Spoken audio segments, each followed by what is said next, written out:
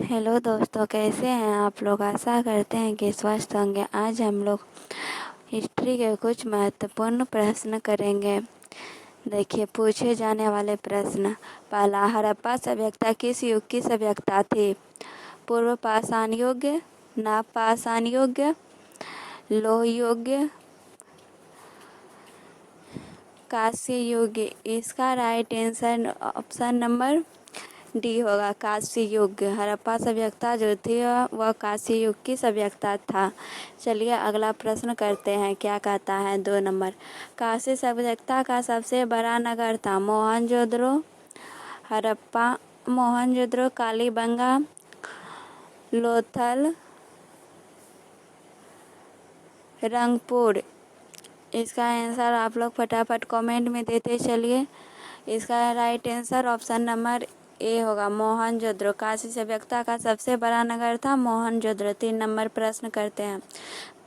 प्रसिद्ध ग्रंथ इंडिका की रचना किसने की थी। कौटिल्य ने, मेगास्थनीज ने, अलबरूनी ने, इतिसंग ने। इसका right answer option number B होगा, मेगास्थनीज ने प्रसिद्ध ग्रंथ इंडिका की रचना किया था। चलिए अगला प्रश्न कर देखते हैं। प्रयाग प्रशस्ति की रचना किसने की थी। कालिदास ने, बालभट्ट ने, बाणभट्ट, हरिसेन ने, पतंजलि ने। इसका जो राइट आंसर है ऑप्शन नंबर सी होगा, हरिसेन। चलिए 5 नंबर प्रश्न, अगला प्रश्न 5 नंबर करते हैं। गुप्त के काल में कौन चीनी यात्री भारत आया था। Hiuen Tsang, Fahien, Itsing, Megasthenes. इसका राइट आंसर ऑप्शन नंबर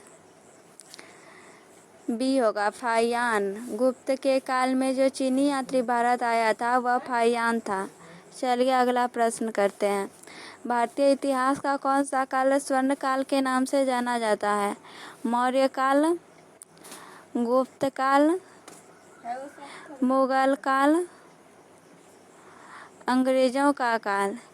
इसका right answer option number B होगा, गुप्त काल को। गुप्त काल जो था उसको स्वर्ण काल के नाम से भी जाना जाता था। चलिए अगला प्रश्न करते हैं। महाभारत की रचना किस भाषा में हुई थी। संस्कृत, पाली,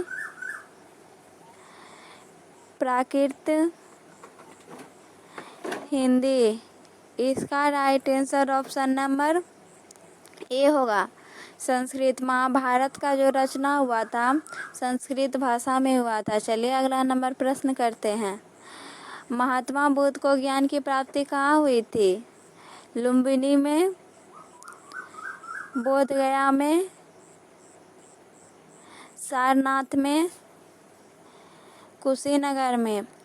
इसका जो राइट आंसर है ऑप्शन नंबर बी होगा, बोधगया में। चलिए अगला प्रश्न करते हैं। महात्मा बुद्ध को ज्ञान की प्राप्ति कहाँ हुआ था। बोधगया में।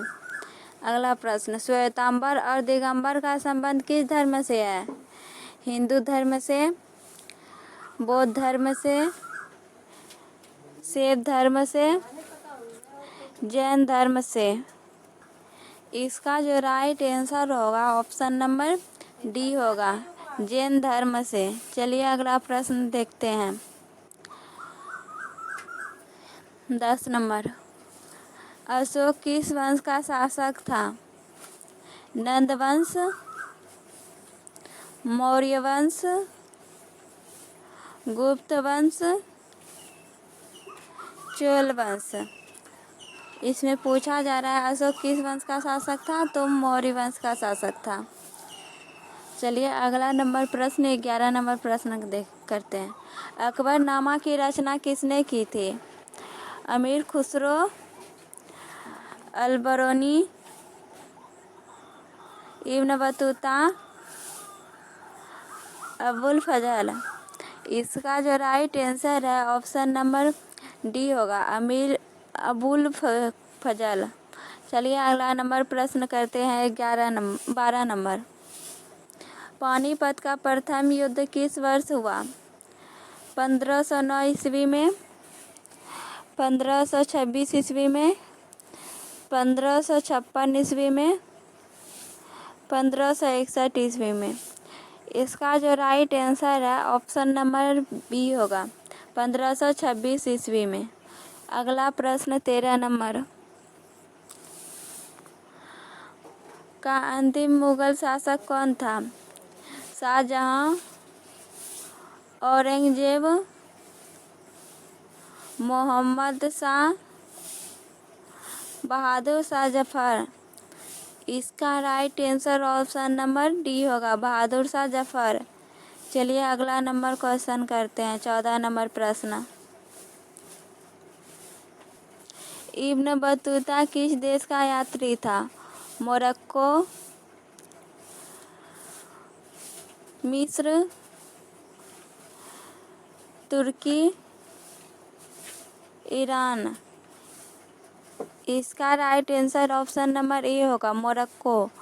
इब्न बतूता जो था वह मोरक्को का यात्री था। चलिए अगला नंबर प्रश्न 15 नंबर देखते हैं। विजयनगर का महानतम शासक कौन था? वीर नरसिंह, कृष्णदेवराय,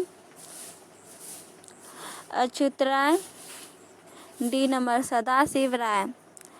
इसका right answer option number B होगा, कृष्णदेवराय। चलिए अगला प्रश्न करते हैं, 16 नंबर। क्या कह रहा है? गौपुरम का संबंध है गाय से, नगर से, व्यापार से, मंदिर से। इसका right answer option number D होगा, मंदिर से। गौपुरम का संबंध मंदिर से था। चलिए अगला प्रश्न करते हैं। वीरशैव आंदोलन के जनक कौन थे? कबीर, गुरु नानक, वासपन्ना, कराईकल। इसका राइट आंसर जो होगा ऑप्शन नंबर सी होगा, वासपन्ना जो था वीरशैव आंदोलन का जनक था।